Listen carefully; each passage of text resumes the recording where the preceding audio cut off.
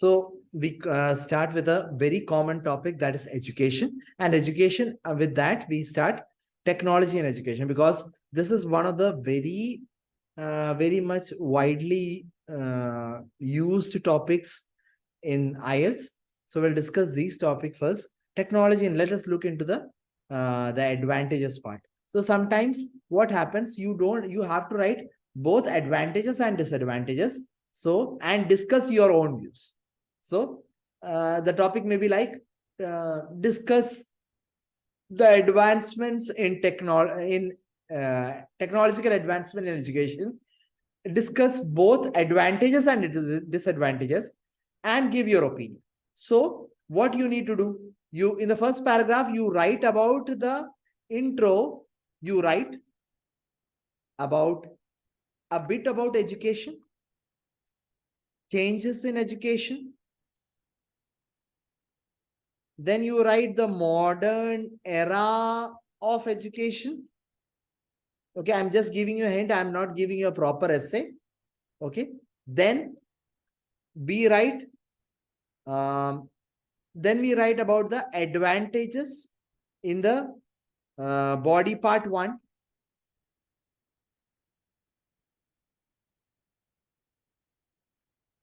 Body part 2, we write disadvantages.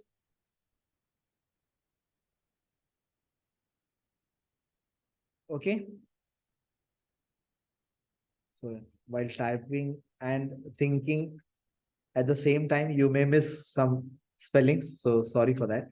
Conclusion, you tell whether you favor the advantages, you are favoring the technological advancement, or you go with the traditional one.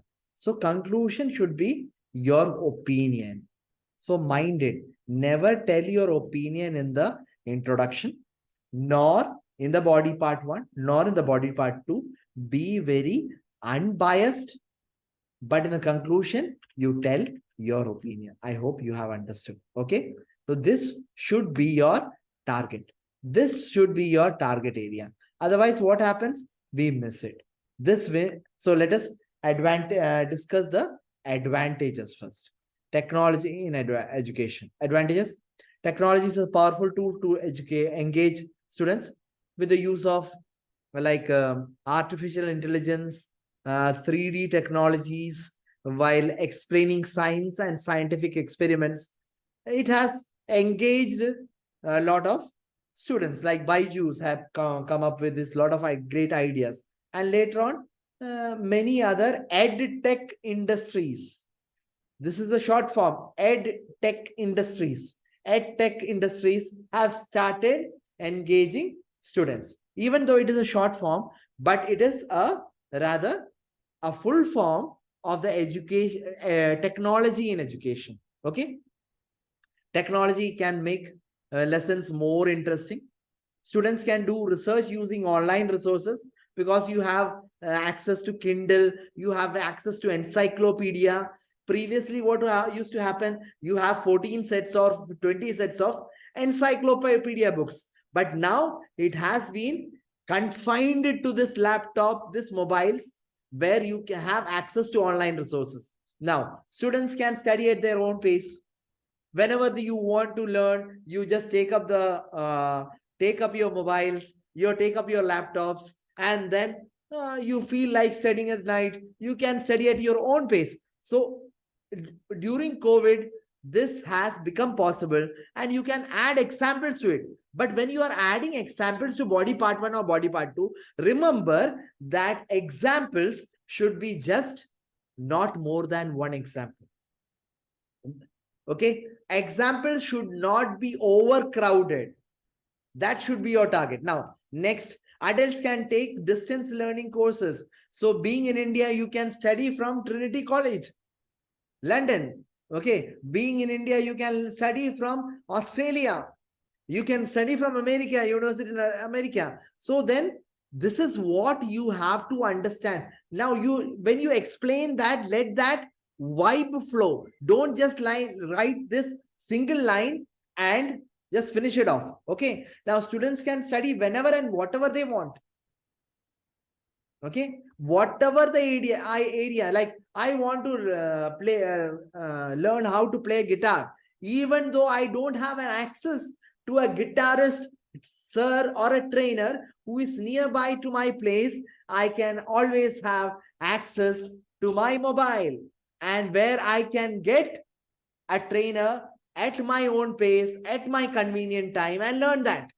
Understood? Students also learn skills which are useful for future jobs. Now, data analysis, data analytics has become very much in a booming sector, and how to handle data is one of the booming sector. So if you want to study that, you always have an access.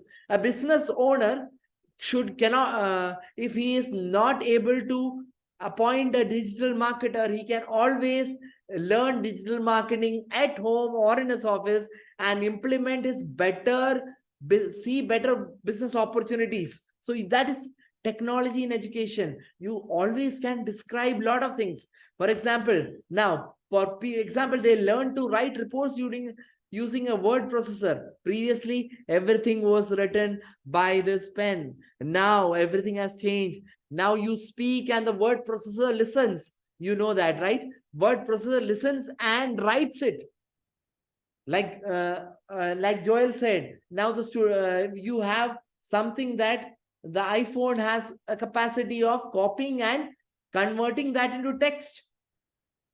So these are the technological advancement when you talk about in education. Don't divert. If you write major chunk that has gravity, you will score. But if you deviate from the topic, there is nothing to write. Understood? Now, technology in education, disadvantages. Let us look into the disadvantages aspect. Okay. Instead, I will put a heart now. Okay. Instead for the arrow.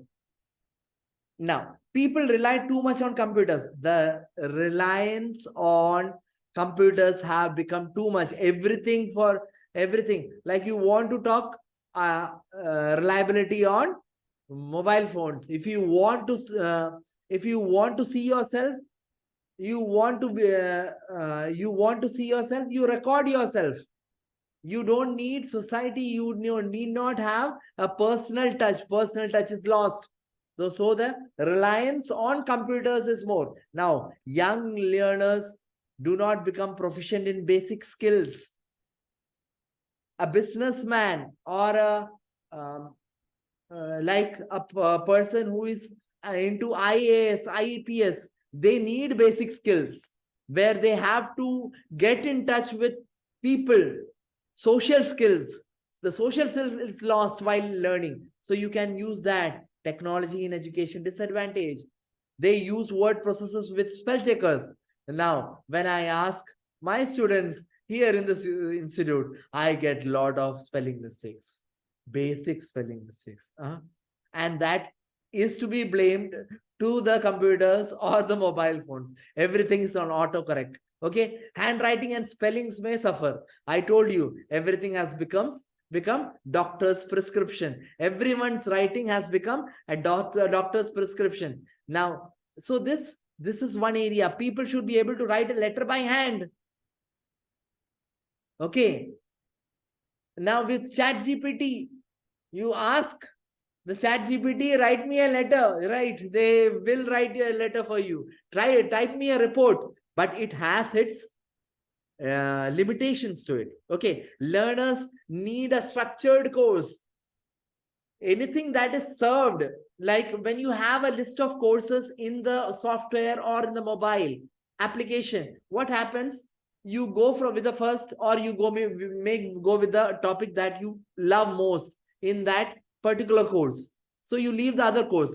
So the base foundation is lost. Now, an experienced teachers know what materials to choose. Since we just human to interact, I am interacting to you, and there is human interaction involved. A human can only sense another human and its needs. So a real teacher, a real trainer can only know what material to choose. Computers are expensive and to maintain and can be unreliable, because once If it is gone, you don't have a backup, you are lost.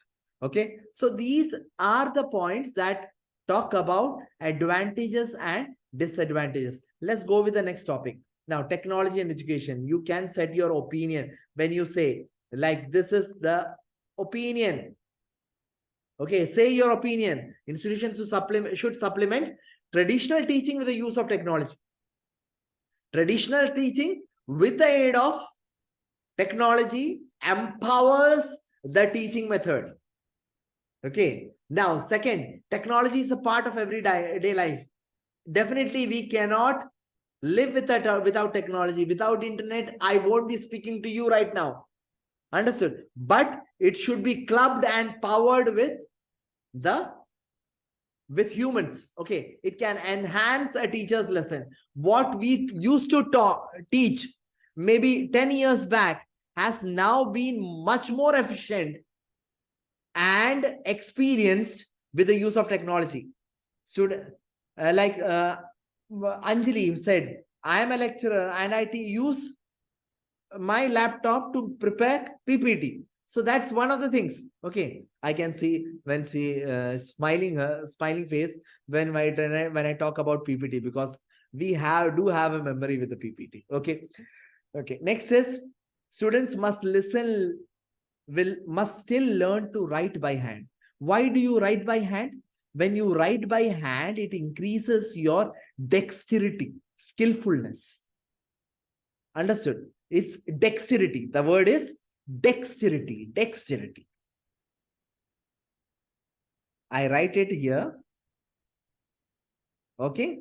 Now, so you got a new word, skillfulness. Okay. Now, educating in developing countries. What are the problems? There are topics. This is another topic that we are going to discuss. This was one topic, and we are going to discuss another topic where it talks about problems and solutions. The topic may be like, what are the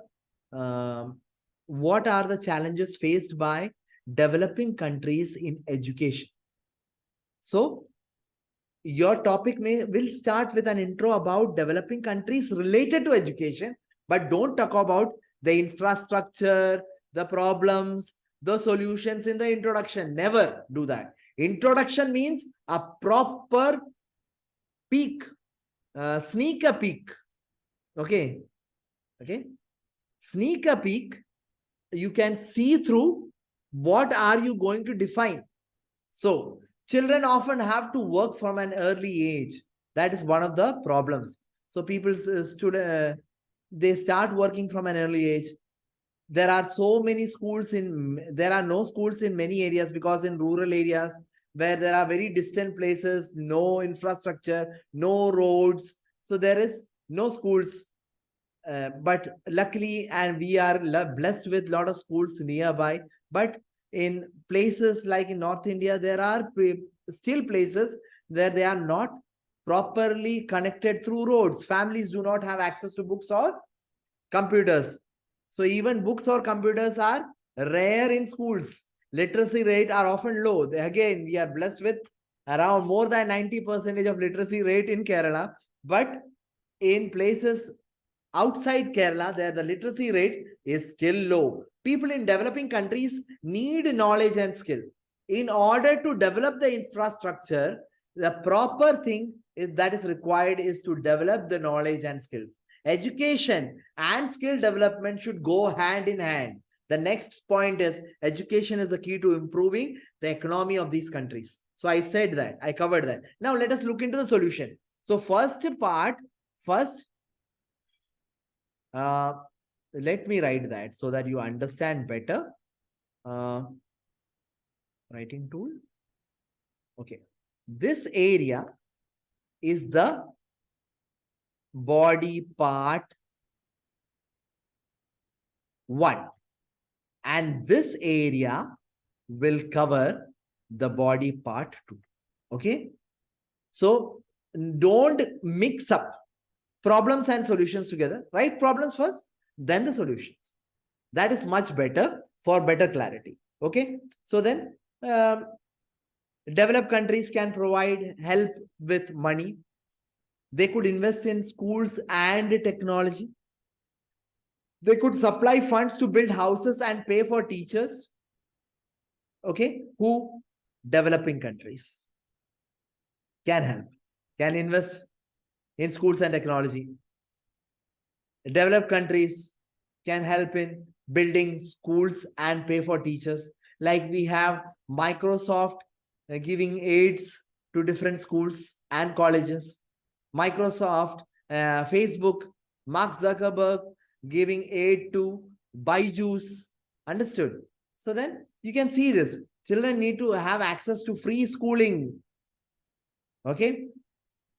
Computer equipment should be donated. People should be, there should be benefactors coming up who can donate computer equipments. Okay. Now, internet can expose children to a world of knowledge and information. Now, we hear Tesla coming up, balloon of internet, right? So then these internet can help areas which are not connected, which are far and wide, to get access to this. Government should take education compulsory for all children. It should be it should become a mandatory factor. As we have Aadhaar, we have passport, we have voters ID as a mandatory factor for different things. We should make this a mandatory thing. Encourage parents to send their children, educating parents to send their children to schools. Governments of developed countries and developing countries must work together. So then this is to make the use of the ultimate thing. We have to join hands. Even developed and developing countries have to join hands to make this earth a beautiful place. So this is something what we dealt with education today. We dealt with like the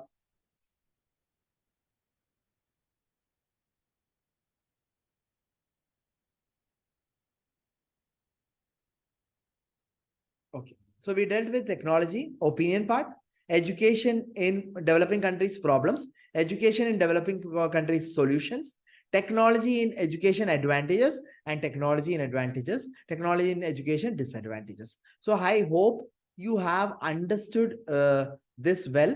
Okay. So we look forward to in the next session, we will understand more points and more topics and how to beautify our essays. Okay. Thank you.